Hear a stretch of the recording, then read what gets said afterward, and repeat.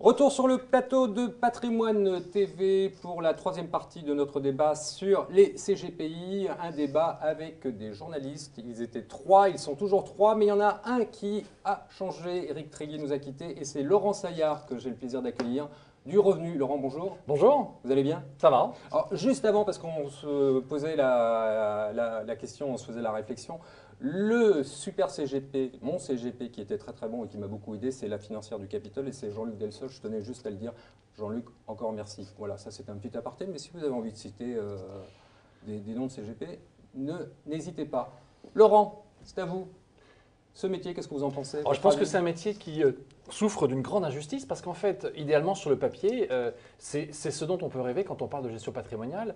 Quelqu'un qui va proposer un conseil indépendant.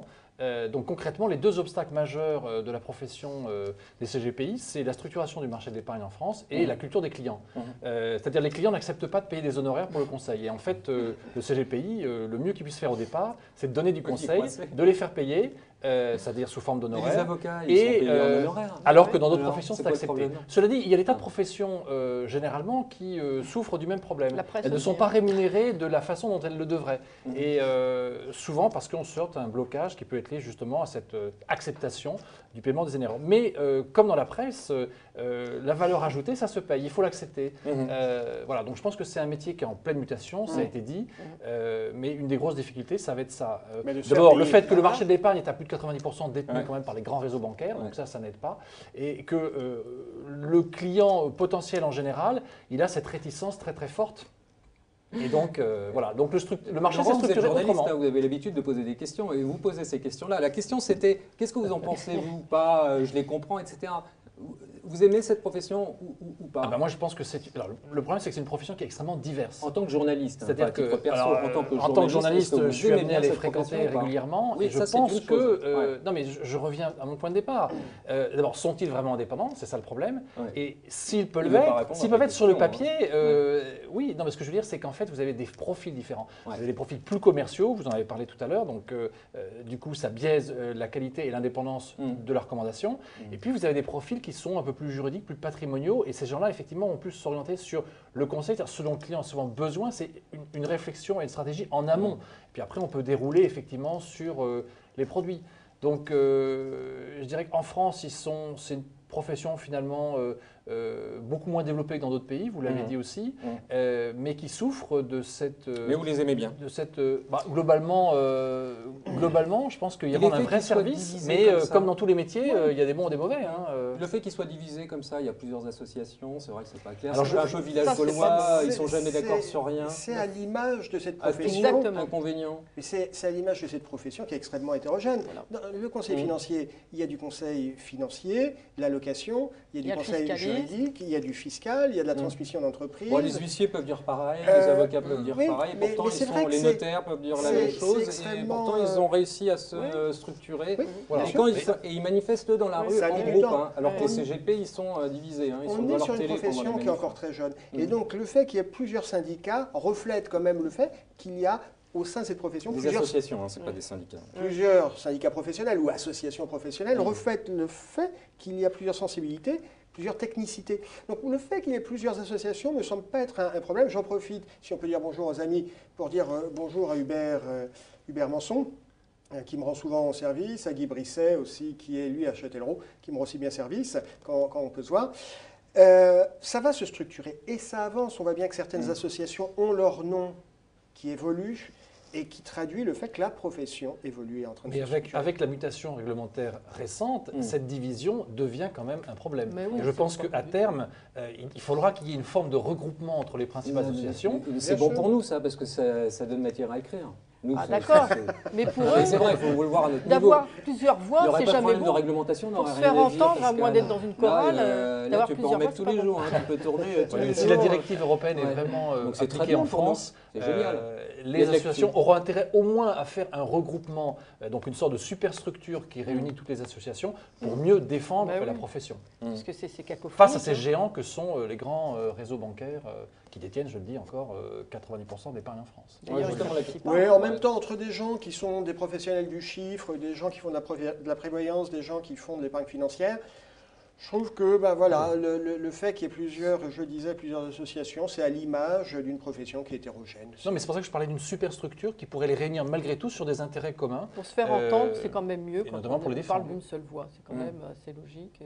Et d'ailleurs, je pense que les différentes associations ne s'entendent pas non plus hyper bien, donc c'est pas comme ça. Et le lobby bancaire est lui très puissant, relativement unitaire, et je pense qu'il a su profiter de la division des conseillers de gestion de patrimoine dans ce débat. Les lobbies bancaires sont beaucoup plus puissants au niveau des journalistes que bien sûr. Mais il n'y a pas de lobby CGP. Non, il n'y a pas. Il n'y a quasiment pas. Il n'y a pas d'opération séduction, à ma connaissance. C'est plutôt nous qui allons vers eux des CGP.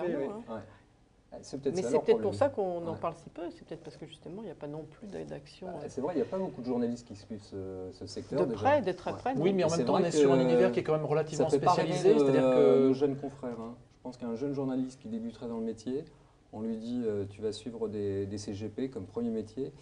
Premier poste, pourquoi pas non, si on s'intéresse à la matière, c'est-à-dire la gestion de patrimoine, au service international ou au service. Il y a un obstacle naturel qui est que pour avoir un CGP, il faut quand même un minimum d'actifs financiers. Non, mais d'accord, mais je parle du point de vue journalistique ou actif en général. Tu as été jeune aussi, tu as commencé le métier. Il a été jeune. C'est plus sympa de se retrouver au service marché. On était à la tribune ensemble. Je parle. On était à la tribune. Et on était à la tribune ensemble. Mais je n'ai pas fait exprès.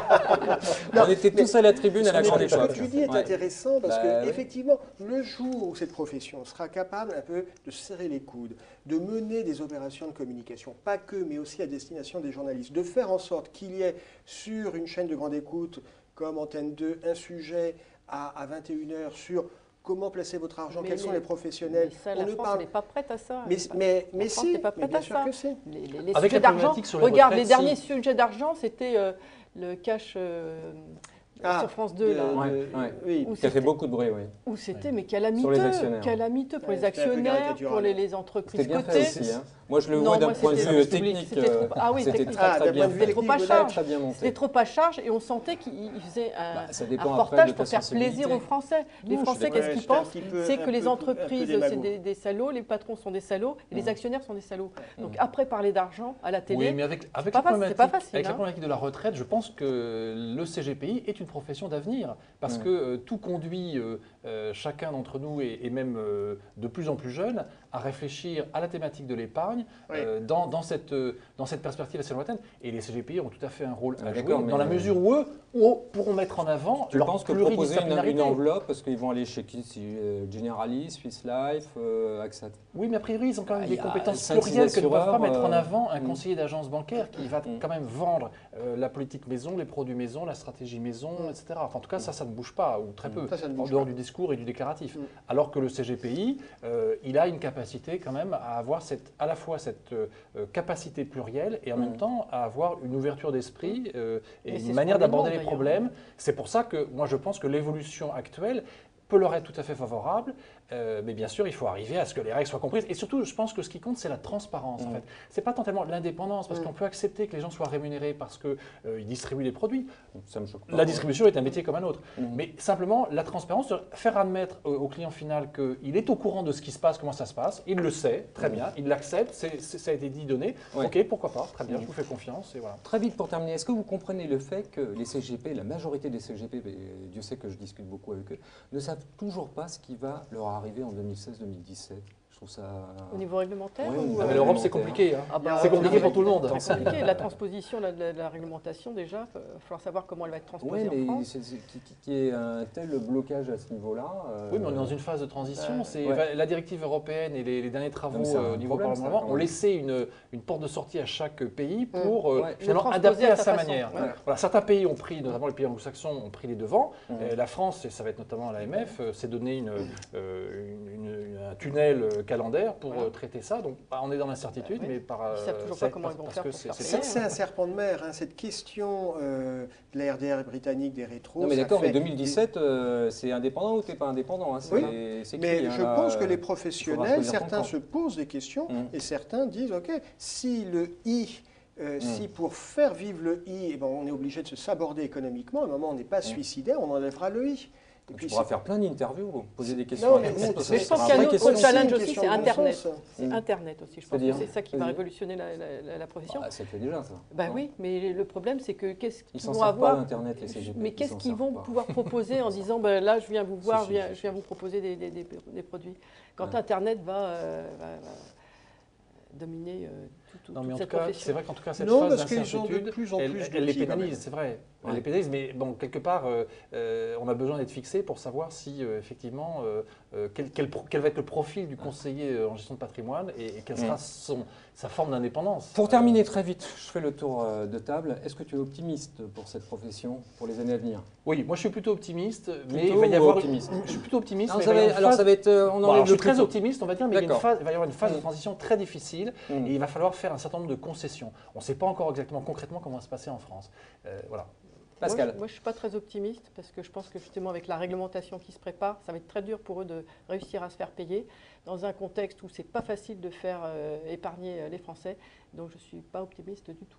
Frédéric. Moi, je suis optimiste. C'est une profession qui a énormément évolué en 15 ans.